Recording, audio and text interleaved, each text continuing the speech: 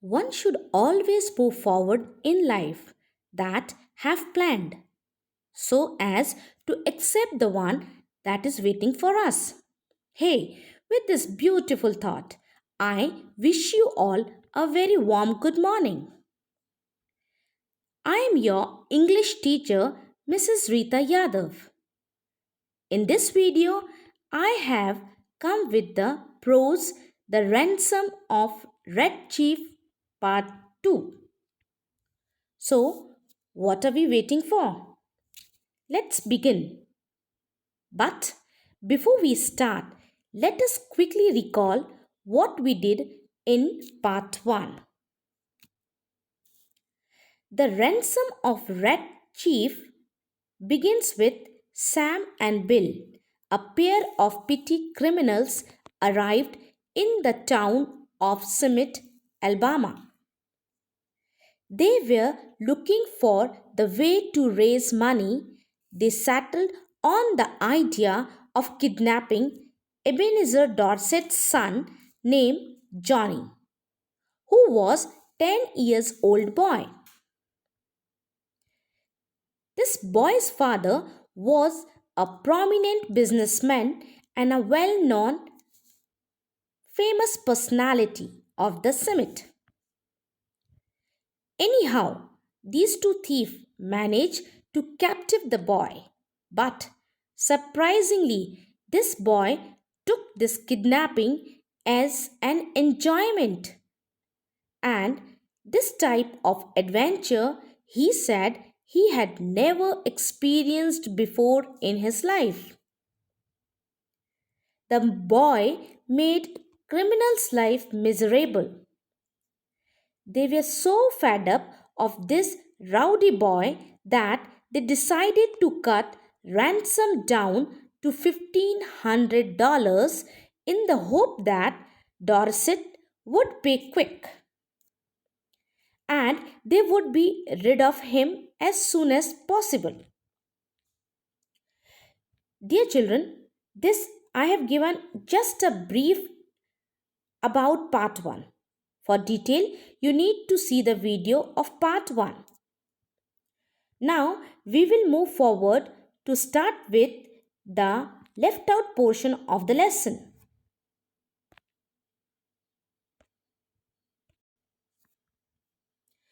I addressed this letter to Dorset and put it in my pocket. As I was about to start, the kid come up to me and said, "Oh, Snake Eye, I want to play the Black Scout." "Mr. Bill will play with you." "What kind of game is it?" said I. "I am Black Scout," said Red Chief, "and I have to ride to the stockade to warn the settlers that Red Indians are coming. I am tired of playing Red Indians myself.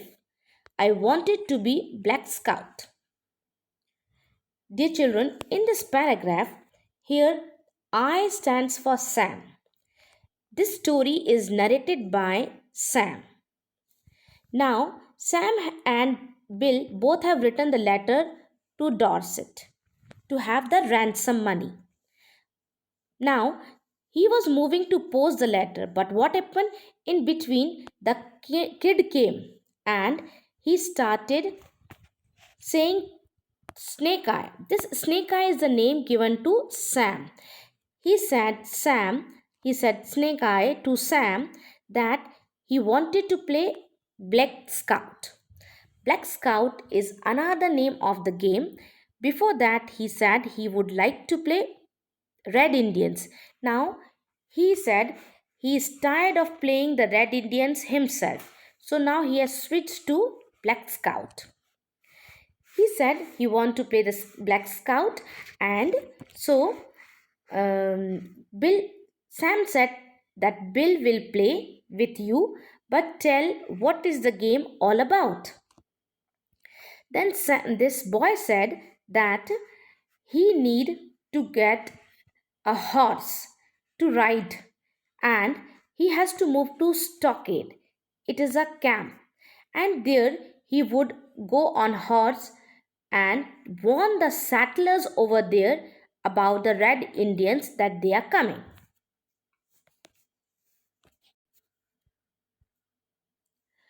All right, said I. It sounds harmless to me.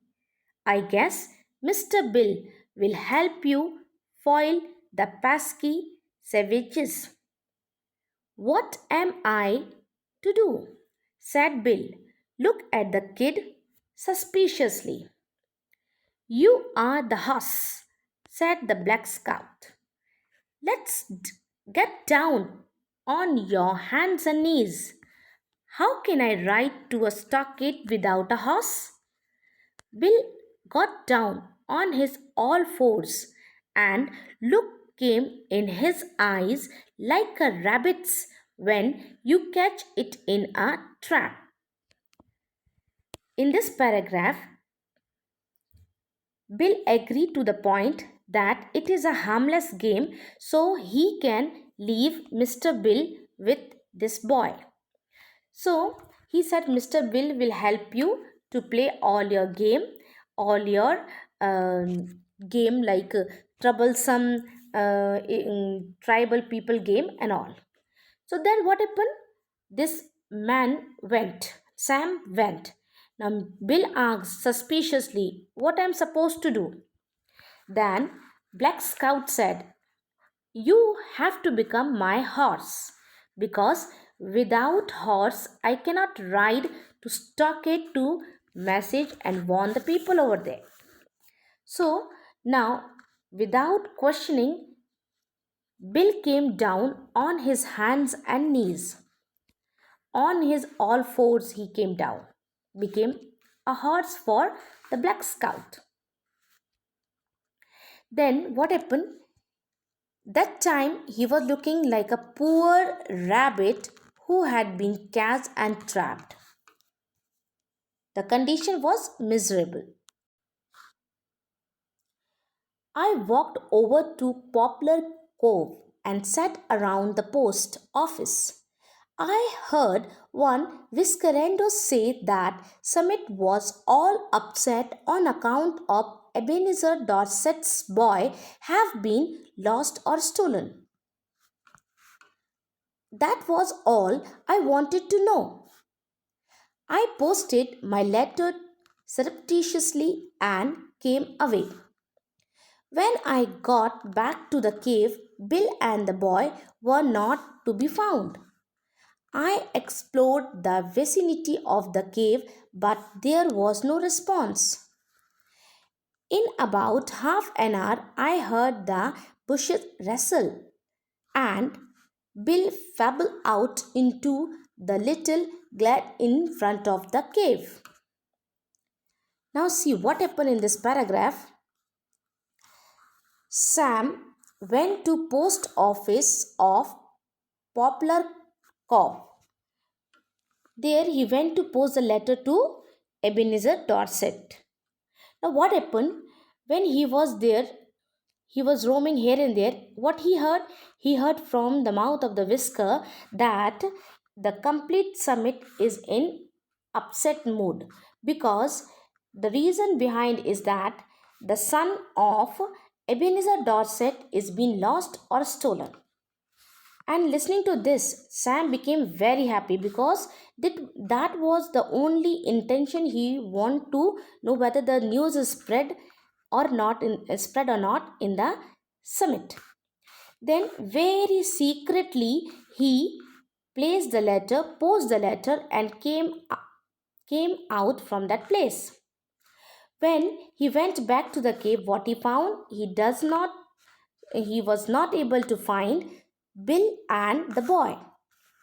He explored, he searched the complete vicinity, means the complete surrounding area here and there in the cave, but he saw nobody and got no response. Now, in about half an hour, what happened?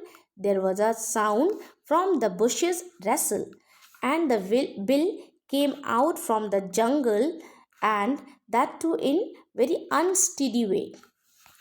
And what he found that he came directly to the cave. Behind him was the kid, stepping softly like a scout, with a broad grin on his face. Bill stopped, took off his hat, and wiped his face with red handkerchief. The kid stopped feet about 8 feet behind him. Sam, said Bill, I suppose you will think I am renegade.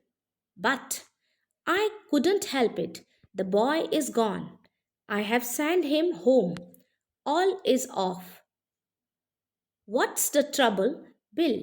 I asked him. In this paragraph, when Bill came out of the wood, and when he came, Bill stopped near to the cave, and he took off his hat and wiped his face with red handkerchief. But he was not knowing that the boy whom he thought that he had left to his home is coming back, following him. So the boy was standing 8 feet behind him, and he was acting like a Scot there. Then, leaving to this topic, Bill said, Sam, don't think me I am a renegade. Means I'm not a cheater, but there was no option left in my hand. So I have decided to send him home. So all the thing is off. We need not to think about the ransom money. Listening to this, Bill Sam said, What's the trouble, Bill? I asked him. Means Bill Sam asked Bill, What is the problem?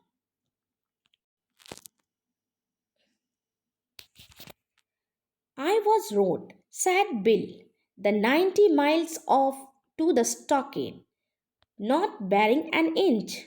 And then, for an hour, I had to try to explain to him how a road can run both ways and what made the grass green. I tell you, Sam, human can only stand so much. I took him by the neck of his clothes and dragged him down the mountain.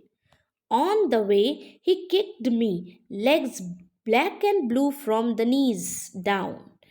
But he gone home. I showed him the road to Smith. I'm sorry to lose the ransom, but it was either that or Bill Driscoll to the madhouse. In this paragraph, I stand for Bill. I stand for Bill. I was rode, said Bill. Means Bill said that he was made horse by the Black Scout, and he was keep on moving and moving, and he was taken 90 miles in that position only, being a horse only, to the stockade, and not even an inch he has left it him. He had rode on him. Fine. Now what? And then an hour he tried to explain. Half of the time he tried to explain the question of the Black Scout, like why the road run both the ways, why the grass is green. And this man, Bill said, he is completely fed up of his mischiefs. So ultimately, he made his heart strong, and he took him by neck of his cloth and dragged him down the mountains. Means he dragged him to the down to the mountains, and when he was making him drag, this boy was kicking continuously to the black and blue, making black and blue to the knees of the sand of the this bill. but he has gone home. Means ultimately, he is having, means Bill was having a satisfaction that this boy has gone home. He said this, he had shown him the summit, the way to reach to his home. He said either, if this could not be done, then either that boy or Bill Driscoll could be at the madhouse place.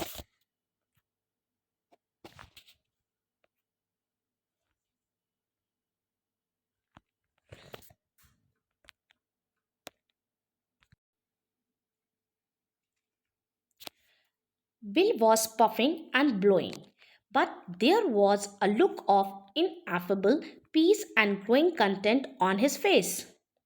Bill said I, there isn't any heart disease in your family, is there? No, said Bill, nothing chronic except malaria and accident. Why? Then you might turn around, said I, and have a look behind you. Bill turned and saw the boy and lost his complexion. In this paragraph, Sam says that Bill was continuously puffing and blowing. He was not having a proper breathe, but still he can see a he can see a beautiful piece on his face which was growing. That expression was of victory. So now Bill said, I have left this boy to his house, shown the way to his house. Now, then Sam asked a question to Bill that is there any heart disease in your family? Bill replied, no, there is nothing chronic, nothing serious, only just malaria or accident have ever taken place in the family. Then he said, okay, then you can turn back to see your behind. When Bill turned back, he saw the boy and his complexion was all lost.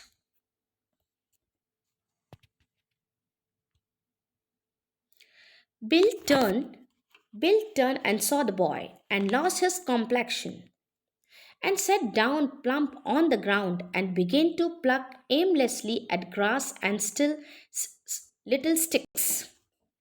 For an hour I was afraid of his mind, and then I told him that my scheme was to put the whole job through immediately, and that would get the ransom, and we would get the ransom and be off with by midnight if Dorset fell in with our proportion. In this paragraph, Sam says that when Bill saw the boy, his complexion was all went, and then after that, the action what he did, he started plucking aimlessly grass and small sticks. He sat down on the ground and started doing all this nonsense.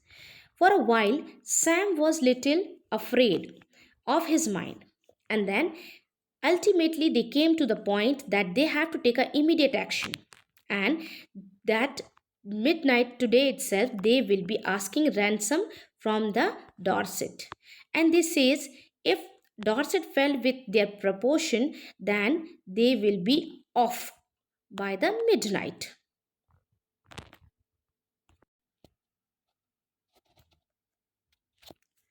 At 8 o'clock, I was up in the tree, as well hidden as a tree toad, waiting for the messenger to arrive. Exactly on time, a half grown boy rode up the road on bicycle, located the pasteboard box at the foot of the fence post, slipped a folded piece of paper into it, and paddled away again back toward summit. I waited an hour and then slid down the tree, got the note, slipped along the fence, and was back to the cave in another half an hour. I opened the note and read it to Bill. In this paragraph, Sam is saying exactly by 8 o'clock he was up hanging on the tree like a tree toad, means like a tree frog. And he was why there on the tree because he was waiting for the messenger to arrive. He has already given in his letter the time 8 o'clock. So now what he found exactly the right time, half grown man rode the bicycle and he located the box, and then he placed his letter into that box and he paddled back to the summit. Now, still, after half an hour, this Sam came down from the tree, took this letter, and went back to the cave and started reading in front of the Bill.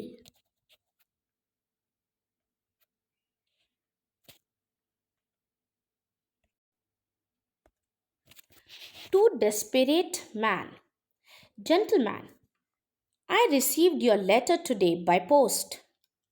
In regard to the ransom you ask for the return of my son, I think you are little high in your demands, and I hereby make you a counter proposition.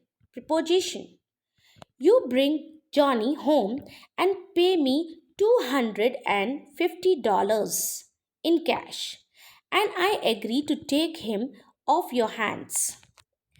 You had better come at night, for the neighbor believe he is lost, and I couldn't be responsible for what they would do to anybody they saw bringing him back. Very respectfully, Ebenezer Dorset.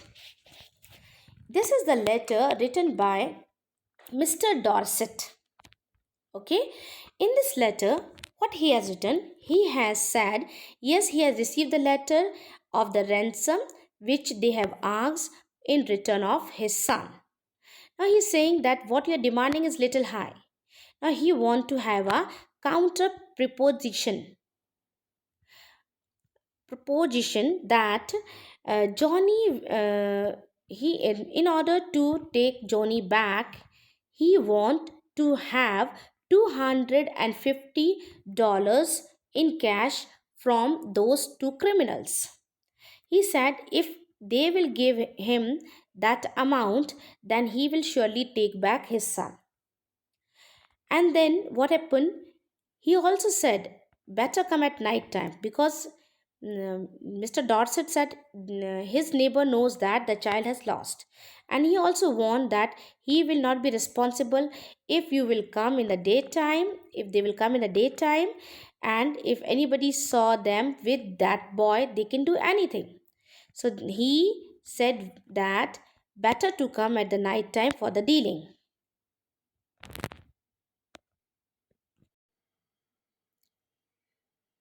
Great pirates of Penzance, said I, of all the impudent. But I glanced at Bill and hesitated.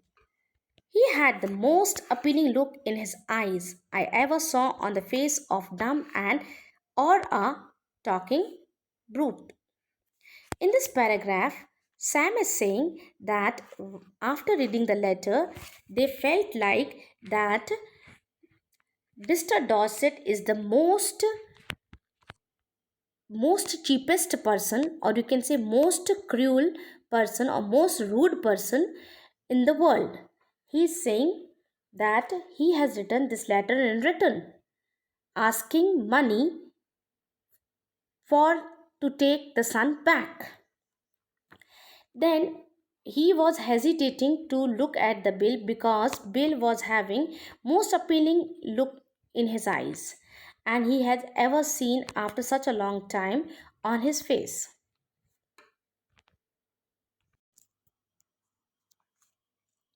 Sam, said he, what's $250 after all?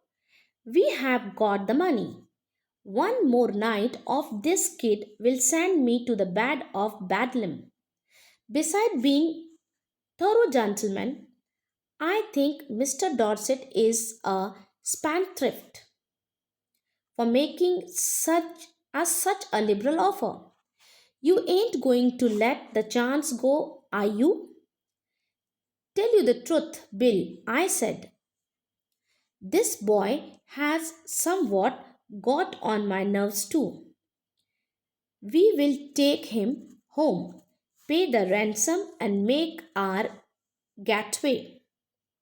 In this paragraph, conversation between the Sam and the Bill was going on, and Sam read the letter, and after that, Bill asked, "What is this $250?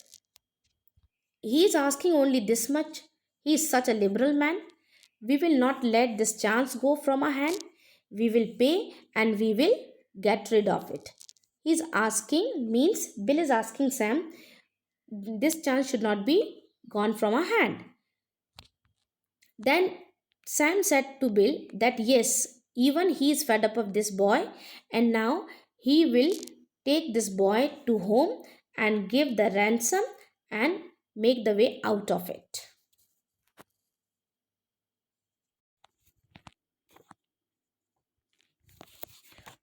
We took him home that night. We got him to go by telling him that his father has brought a pair of moccasin for him.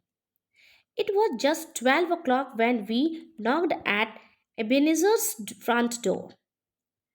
Just at the moment when I should have been abstracting the $1,500 from the box under the tree according to the original proposition, Bill was counting out $250 into Dorset's hand. This is the last paragraph of the lesson, and in this paragraph, Sam said that very hardly they convince the boy to go to the house with them by saying that his father had brought a moccasin for him. Moccasin means a soft leathery shoe originally wore by the native of Americans. So he brought that. So his father want him to see and to wear. So they took this boy in this way to his house. Now, exactly 12 o'clock, when they were knocking the door of Mr. Dorset's house, that time Sam thought that this particular time, what the contrary condition has come, he is supposed to take $1,500, but what is happening? Bill is giving $250 to Dorset's hand in order to return the boy back. So, dear students, this was all the full and final story of The Ransom of Red Chief, written by O. Henry. Now, you have to pay attention here. Some instructions are here. First and foremost, you need to read the lesson completely. Secondly, you have to maintain your classwork copy nearby pages 180 long copy. PDF will be provided by me. You will be writing question answers and extracts and long answer type questions, and you have to maintain your copy. Word meaning, no need to write because it is already in the book, you read out. Okay, so this is all from my side. I say bye. Stay safe, stay healthy. Good luck.